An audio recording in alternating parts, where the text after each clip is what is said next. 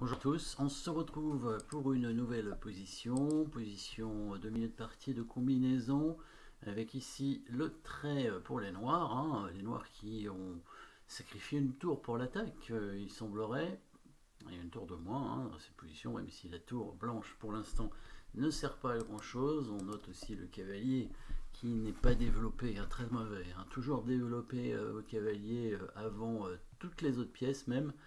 Et surtout, ne jamais laisser un cavalier comme ça derrière, il peut rien faire, ce cavalier tout simplement.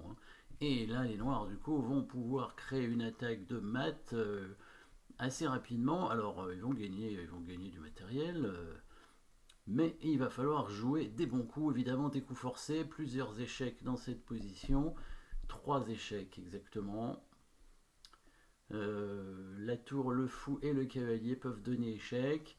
Le seul coup qui ne donne pas de matériel, c'est le fou, mais le roi va pouvoir s'enfuir a priori. Il n'y a pas de raison que le roi se mette devant la tour. Donc le roi s'enfuit, donc pas très intéressant. Le coup de cavalier qui donne échec ici va pas donner grand chose parce que quand le pion va prendre, il n'y aura pas d'échec. Et attention à la prise du pion avec la dame ici, quand le cavalier va bouger.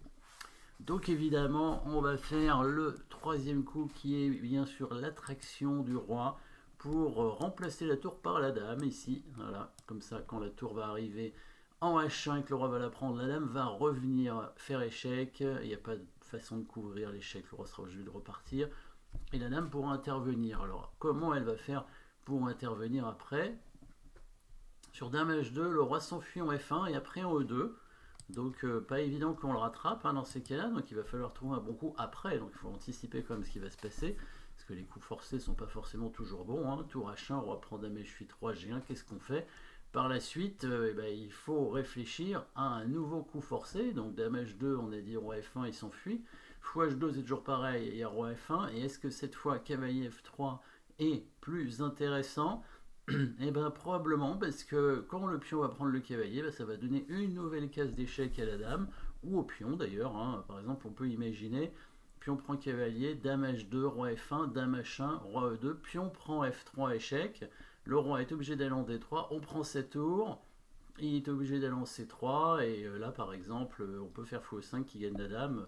Après, on verra si on peut améliorer, mais en tout cas, on a trouvé une bonne variante déjà pour les noirs et c'est déjà suffisant pour jouer le coup. Bien sûr, on va pas forcément jouer tout ce qu'on a dit, il y aura peut-être un meilleur coup, mais on a vu que en tout cas ces coups forcés là sont bons, ça c'est certain. Donc dame H2 n'est pas bon parce que le roi s'enfuit. Par contre, on va amener le cavalier en F3 pour donner échec. Évidemment, s'il ne prend pas le cavalier, on prend sa dame. Et on peut continuer l'attaque de toute façon, même s'il a beaucoup de pièces, étant donné que ces pièces sont bloquées, la dame noire est beaucoup plus forte que les deux tours dans ces cas-là. Même s'il y a un cavalier supplémentaire, il sert à rien. Du coup, vérifions quand même s'il prend le cavalier, si notre variante est bonne, puis on prend un cavalier, où est-ce qu'on va améliorer? Parce que là, évidemment, on peut faire dame H2 comme on a dit, et prendre la tour, et prendre la dame à la fin, ce qui est déjà pas mal. Encore une fois, bon, il lui restera quelques pièces, mais il pourra prendre le fou, il aura tour fou cavalier, mais son cavalier, pareil, ne bouge pas, et en plus son roi est en danger. Donc on pourrait rentrer dans cette variante sans problème, dame H2, donc roi F1, dame H1, roi E2, on prend avec le pion, il est obligé d'aller ici, on prend sa tour, roi ici et on gagne la dame, voilà, évidemment, bon ici il peut prendre le fou, on reprend la dame, il a pas mal de pièces pour la dame, mais la dame est trop forte, et en plus, si on prend ce pion, il y aura un pion passé très très dangereux. Il y a peut-être même des menaces de mat ou pas loin, en tout cas avec la dame et les pions. Donc ici c'est gagnant aussi. On peut améliorer un tout petit peu. Allez, on va essayer. En recherchant plutôt le mat. Il y a un mat imparable ici en fait. Au lieu de faire échec tout de suite, on va d'abord prendre le pion ici. Et ensuite, voilà, comme on contrôle la case de sortie du roi, le roi peut plus s'enfuir là, et bien là on menace mat en deux coups tout simplement avec dame H2, dame H1, et là il peut rien faire. la dame noire protégeant le pion G7, hein, donc il n'y a pas d'échec intéressant pour les blancs, hein, les blancs qui peuvent que retarder un tout petit peu, c'est tout. Voilà, là c'est mat beaucoup plus rapidement si on reprend le pion tout simplement. En fait, dans la partie, il va bouger son roi, évidemment. Alors, voyons ce qui va se passer après la prise de la dame, tour prend cavalier. Donc là, si on regarde bien, si on regarde seulement le matériel, ben, les blancs ont encore l'avantage matériel. Hein, mais évidemment, la position des noirs est gagnante parce que les pièces sont beaucoup plus fortes. Hein, la dame, elle toute seule, de toute façon, si elle est active, elle peut valoir largement deux tours et un cavalier en fait.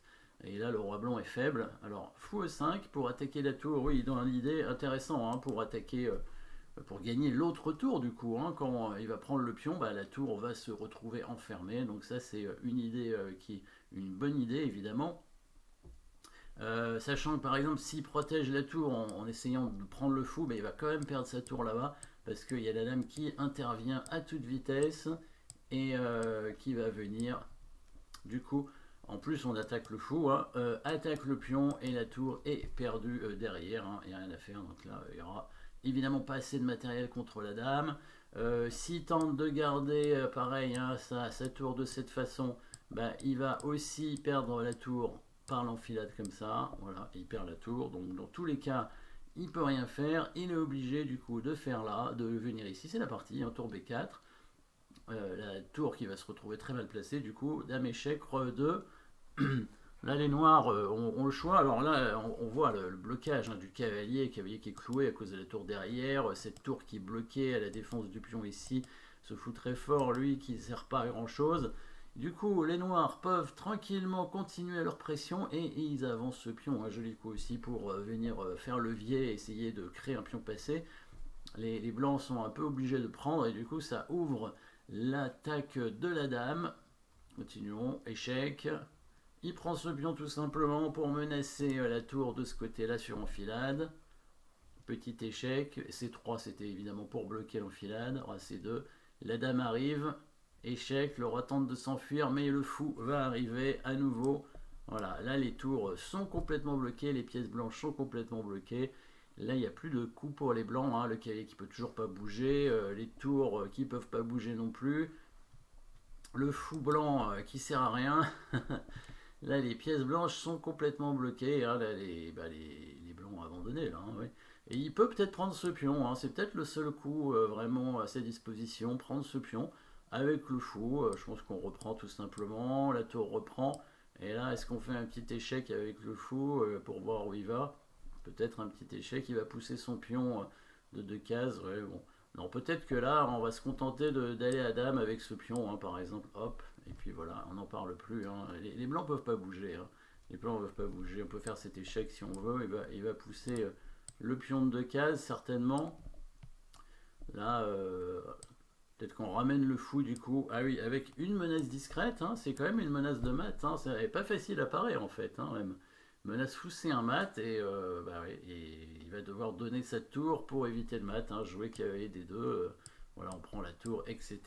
Ouais. Ouais, du coup, bah, le seul coup, ce serait tour prend fou ici, mais on reprend la tour. Là, le cavalier, pareil, ne peut pas bouger, complètement cloué, et il n'y a plus qu'à pousser ce pion à dame. Hein. Voilà, tout simplement. Donc, petite attraction ici pour amener la dame en attaque, et puis après, on a vu l'attaque, hein, tout ça, parce que les pièces blanches sont évidemment trop mal placées. Merci d'avoir suivi cette position, et à très bientôt.